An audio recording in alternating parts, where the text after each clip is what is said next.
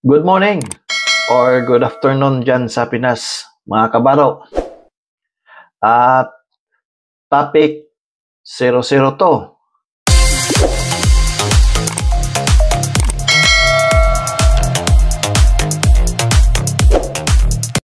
So, sa mga gustong makita yung topic 001,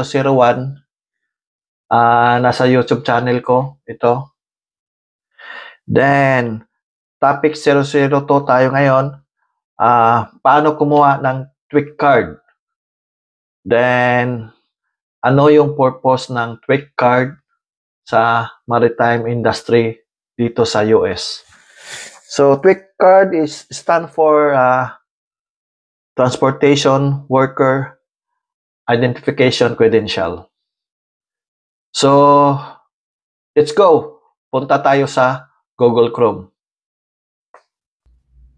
Tara, punta tayo sa Google. So, naka-type na ako sa Google, then dito ako napunta.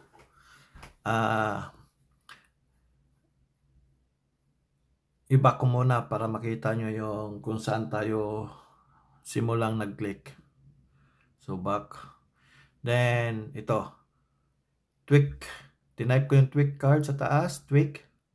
Then, lumabas tong Transportation Security Administration. Sila yung nagpa-process ng tweak mo. So, click natin. Then, scroll up. Makikita mo may apply online, renew online, schedule an appointment, find an application center, replace a card. So, online tayo. Apply tayo ng first time natin mag-apply ng tweak card. Click apply online. So, lahat ng mga kailangan dito is fill upan mo. Then, step 1 hanggang step 10. So, hindi na tayo mag-fill up dahil nakakuha na tayo ng tweak card. Kung natapos nyo fill upan hanggang step 10, mamimili kayo ng kung saan kayo kukuha ng tweak card, kung saan kayo mag-process. So, dito sa amin, ang napili ko is malapit lang, nasa 15 minutes travel time. So, yun ang pinili ko. Doon ako mag-process ng tweak card. So, nandun din yung kung magkano yung babayaran mo. So, hanapin natin kung magkano ba yung babayaran mo dito sa tweak card. So, nahanap ko kung paano, saan magbabayad or magkano. So, doon na tayo magbabayad kung saan tayo naka-appointment. So, pag nakasilik ka na ng appointment doon sa area na gusto mo, so kapag bagong aplikante ka pa, is 125.25 yung babayaran mo sa tweak card. So, ano yung mga requirements ng tweak card? So, ang requirements ng tweak card, dapat meron kang ID dito sa US. Either driver license, state ID, etc. So, makikita mo naman dito kung anong mga kailangan na dokumento na kailangan mong dalhin para mag-apply. So, madali lang naman mag-apply. Pupunta ka lang doon sa area na yon, sa gusto mo, then magbabayad ka, ibigay mo yung mga dokumento na kailangan. So, nang minention ko, yung valid ID lang. Dapat pala ay US citizen ka, then permanent residence, or non-immigrant alien. Then may mga contact number sila kung gusto mong i-follow up yung tweak card mo.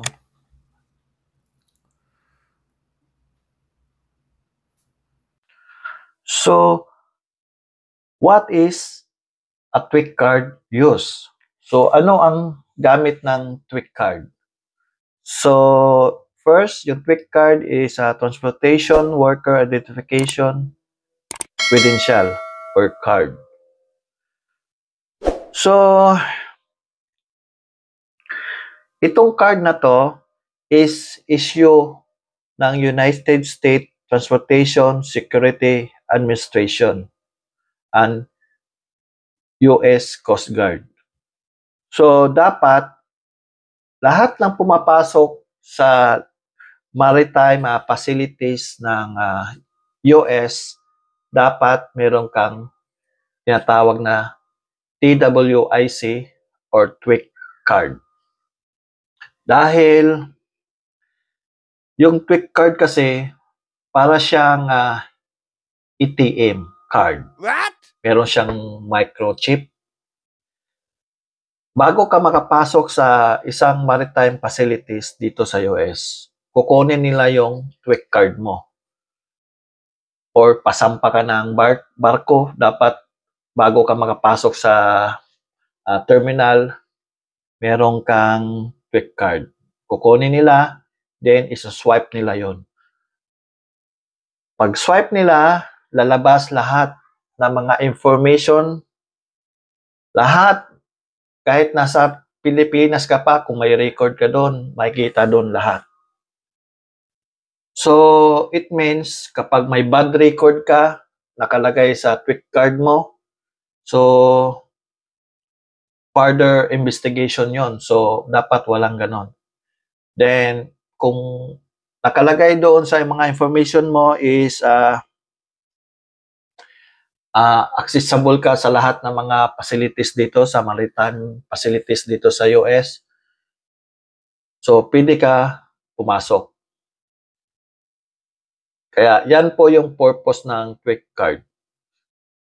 Kapag mag-a-apply ka rin sa maritime shipping dito, dapat meron ka rin TWIC card. Dahil, isa sa mga requirements yan, bago ka makasampa sa barko. Hanapin din yan sa terminal ni kapitan. Hanapin yan. So, malaking bagay yung TWIC card sa mga marino dito sa US. Dahil hindi sila makakasampa pag wala yung TWIC card. So, second, magkano yung TWIC card?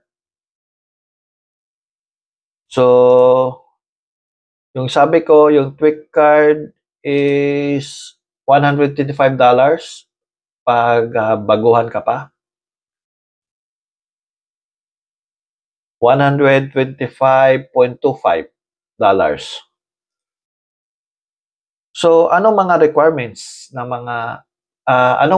requirements kung kukuha ka ng TWIC? So, dapat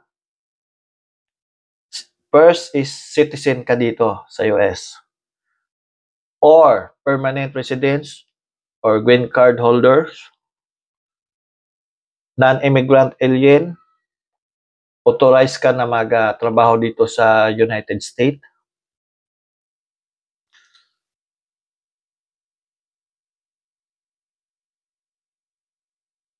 So, ano mga benepisyo kapag may TWIC card ka?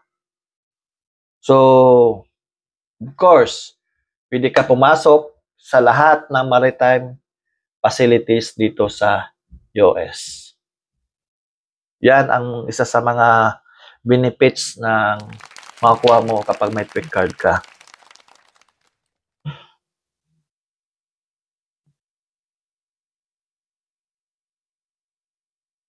So, ilang taon yung validity ng TWIC card? So, ang validity ng TWIC card is 5 years. So, ipapakita ko sa inyo kung anong figure or ano yung forma ng card dito. Just a moment. So, ito yung TWIC card. Kung nakikita nyo. Ayaw ko lang i-zoom. Pero kayo na bahala mag-zoom. Nandito yung sinasabi ko na microchip. Microchip na tawag nito. Comment below na lang kayo, baka mali yung tawag ko nito. Para siyang itim. So, sa likod, nandito yung mga barcode. Then, quick card number mo nandito. So, dapat kapag nasa facilities ka ng maritime ng United States, mga sa loob ng maritime facilities, dapat nakalagay, nakasabit sa iyo ito. Then, pagpasok mo, bigay mo sa guard, swipe nila, tingnan nila yung record mo. Kung approve sa kanila, then you can proceed inside. Yan ang purpose ng quick card. Sana makatulong tong video na to para sa mga gustong pumunta ng US, may idea na kung anong first step nila na kukunin para kung balak nilang bumalik sa pagbabarko. Sana makatulong tong video na to. Then, time to shout out kay Oliver Wendell, isa sa mga subscriber natin. So, meron siyang tanong sa akin. Ito yung tanong niya. Mate, marami akong message sa messenger mo. So, sorry, hindi ko natanggap yung message mo. Iwan ko kung saan ka nag-message sa akin. Paano pala ang mga trainings natin dito sa Pinas? Like BT, PSRB, at iba pang tinatanggap ba dyan? So, hindi po tinatanggap yung mga training natin doon sa Pinas. So, ako, bilang third mate sa Pinas, lahat ng mga training ko sa Pinas is nabaliwala lahat yun. So, pagdating ko dito, umpisa ako sa 0. So, nag-training ako ulit. Then, hanggang natapos ko yung lahat ng mga requirements. Then, sinubmit ko na sa US Coast Guard lahat para makuha ko yung MMC. So, like BT, PSRB, wala na po yun. Oliver, hindi na po yun. Sorry.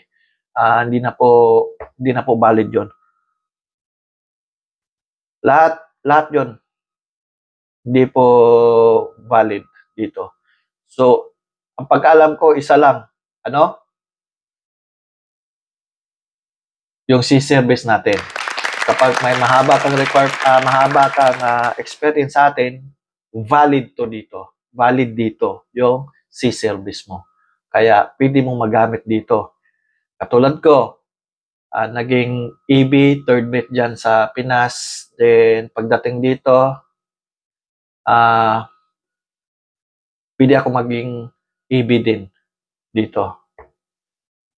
So, hindi ako pwede maging third mate dahil kailangan nila ng C-service dito sa flagship ng US. So, ibang topic naman yon, siguro sa next na topic natin yon. Kaya, yan ang sagot ko, Mr. Oliver. So, sa next vlog natin, paano maghanap ng training center dito sa US? Maraming maritime center dito sa US. So, yan ang next topic natin. So, ito pala si Daddy Marino in the US. Ingat, kabaro.